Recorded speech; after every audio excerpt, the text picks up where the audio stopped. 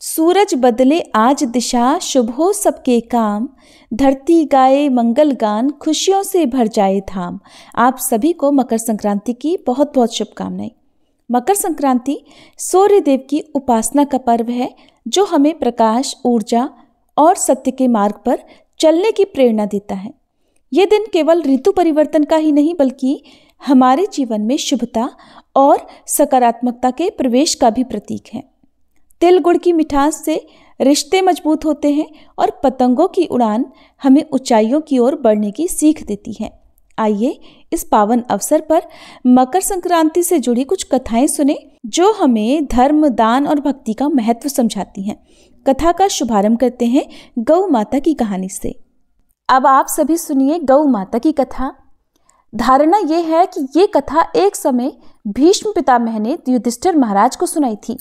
दरअसल भीष्म पितामह का कहना था कि गाय का मूत्र और गोबर इतना गुणवान है कि इससे हर रोग का निवारण हो सकता है। इतना ही नहीं, इसमें माँ लक्ष्मी जी का भी वास होता है, इसलिए इसे बहुत ही शुभ माना जाता है। हमारे हिंदू धर्म में गाय को माता का दर्जा दिया जाता है। कुछ लोग इसे गाय माँ और कुछ गौ माता भी कहते हैं। यहाँ तक कि अगर हम शास्त्रों का इतिहास देखें तो गाय भगवान कृष्ण को भी बहुत प्रिय थी, इसीलिए तो वे अपना अधिकतर समय अपनी गौओं के साथ ही बिताया करते थे। एक बार देवी लक्ष्मी जी ने मनोहर रूप यानी बहुत ही अद्भुत रूप धारण करके गौओं के एक झुंड में प्रवेश कर लिया और उनके इस अद्भुत सुंदर रूप को देखकर गौओं ने पूछा कि देवी आप कौन हैं और कहाँ से आई हैं।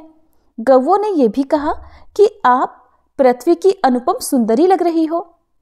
तब गायों ने एकदम से कहा कि सच सच बताओ, आखिरकार तुम हो कौन और तुम्हें कहाँ जाना है, तुम यहाँ क्यों आई हो। तब देवी लक्ष्मी जी ने, जो कि बहुत अद्भुत रूप धारी थी, उन्होंने विनम्रता से गौओं से कहा कि तुम सबका कल्याण हो।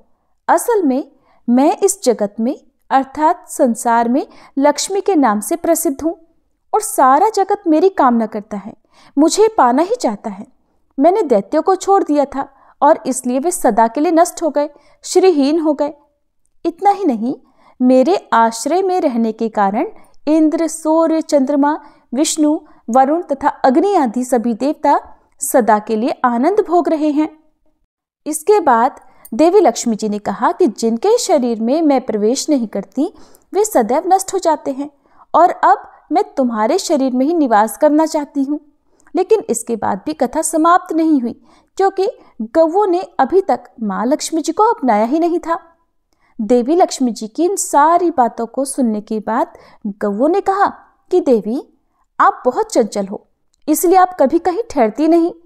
इसके अलावा आपका बहुतों के साथ भी एक सही संबंध है, इसलिए हमें तुम्हारी इच्छा नहीं है। तुम्हारी जहां भी इच्छा हो तुम चली जाओ।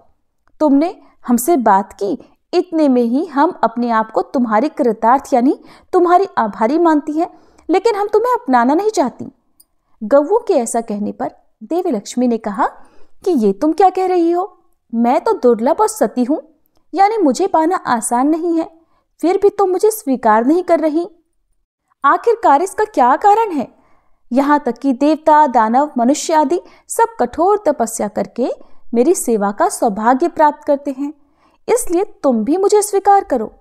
और वैसे भी इस संसार में ऐसा कोई नहीं है जो मेरा अपमान करता हो। सभी मुझे चाहते हैं, सभी मुझे प्राप्त करना चाहते हैं।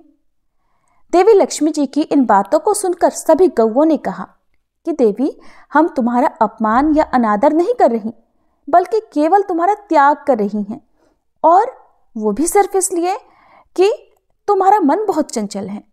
तुम कहीं भी जमकर नहीं रहती, यानी एक स्थान पर नहीं ठहरती, इसलिए अब बातचीत करने से कोई लाभ नहीं, इसलिए तुम जहां जाना चाहती हो जा सकती हो। इस तरह से गौओं ने भी माँ लक्ष्मी जी का त्याग कर दिया, क्योंकि गौओं को पता था कि लक्ष्मी जी कभी किसी एक के पास नहीं रहती, बल्कि पूरे संसार में घूमती रहती हैं।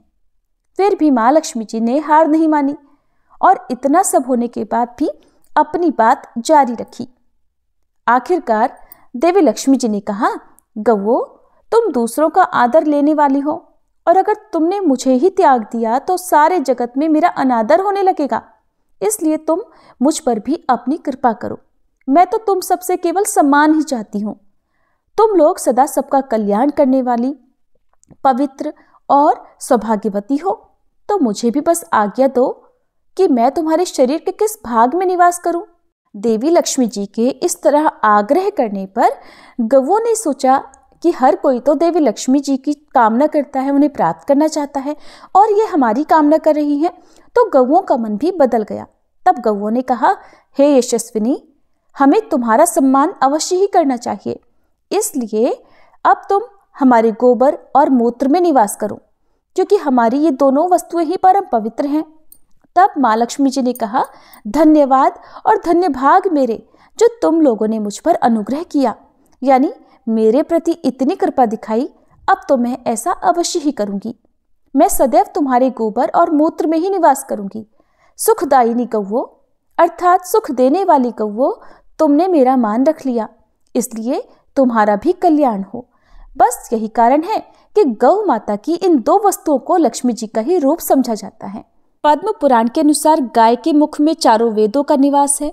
उनके सींगों में भगवान शंकर और भगवान विष्णु सदा विराजमान रहते हैं। गाय के उदर में कार्तिकेय, मस्तक में ब्रह्मा जी, ललाट में रुद्र, सींगों के अग्रभाग में इंद्र, दोनों कानों में अश्विनी कुमार, नेत्रों में सूर्य और चंद्र, दांतों में गरुड़, जिह्वा में सरस्वती, अपान में सारे तीर्थ, मूत्र स्थान में गंगा जी, रोमकूपों में ऋषिगण, पृष्ठ भाग में यमराज, दक्षिण पार्श्व में वरुण और कुबेर, वाम पार्श्व में महाबली यक्ष, मुख के भीतर गंधर्व, नासिका के अग्रभाग में सर्प, खुरों के पिछले भाग में अप्सराएं स्थित हैं। भविष्य पुराण, स्कंद पुराण, ब्रह्मांड पुराण, महाभारत में भी गौ के अंग प्रत्यंग में देवी देवताओं की स्थिति का वर्णन मिलता है। गौओं का समूह जहां बैठकर आराम से सांस लेता है, उस स्थान की न केवल शोभा बढ़ती है, बल्कि वहां का सारा पाप ही नष्ट हो जाता है।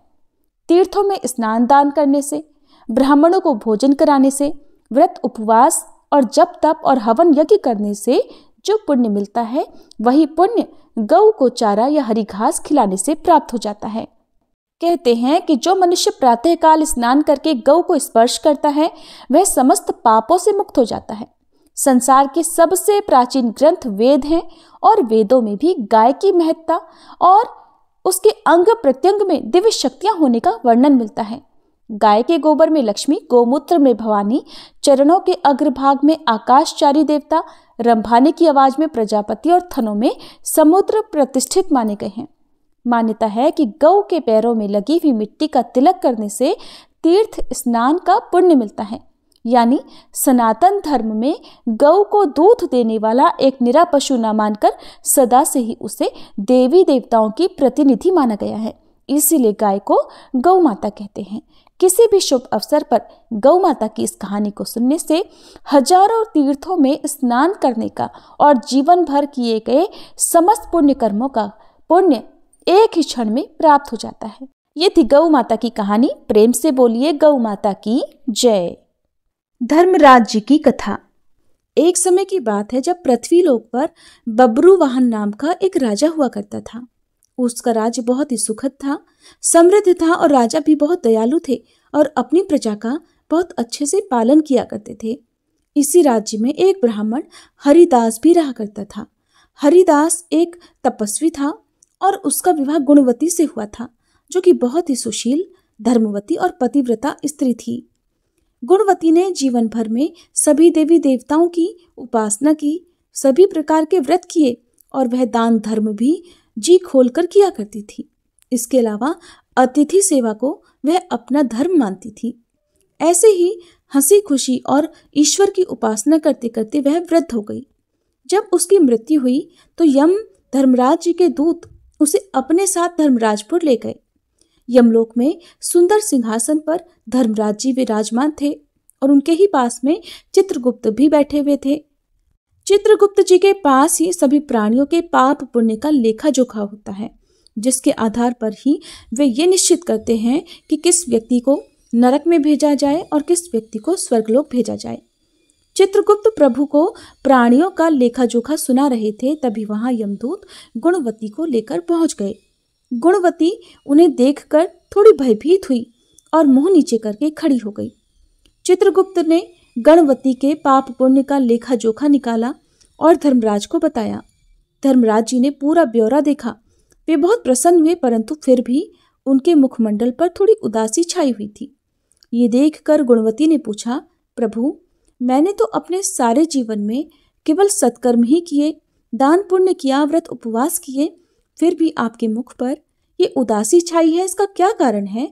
कृपा करके मुझे बताइए प्रभु, मुझसे कहाँ क्या भूल हुई है? तब धर्मराज जी ने उत्तर दिया कि हे देवी, तुमने सभी देवी देवताओं के व्रत किए हैं, उपासना की है, परंतु कभी तुमने मेरे नाम से कुछ पूजा या पाठ या कोई भी दान धर्म नहीं किया है। धर्मराज जी की ये बात सुनते ही गुणवती क्षमा याचना करने लगी और कहने लगी, हे प्रभु, मुझे आपकी उपासना के बारे में कुछ भी नहीं पता था। मैं नहीं जानती कि आपकी उपासना कैसे करते हैं।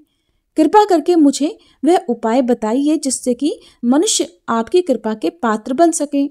हे प्रभु, मैं आपके श्रीमुख से आपकी भक्ति का मार्ग सुनना चाहती हूँ और मेरी ये इच्छा है कि मृत्यु लोक अर्थात धरती पर वापस जाकर मैं वापस आपकी भक्ति करूं और सभी मनुष्यों को भी इस बारे में बताऊं।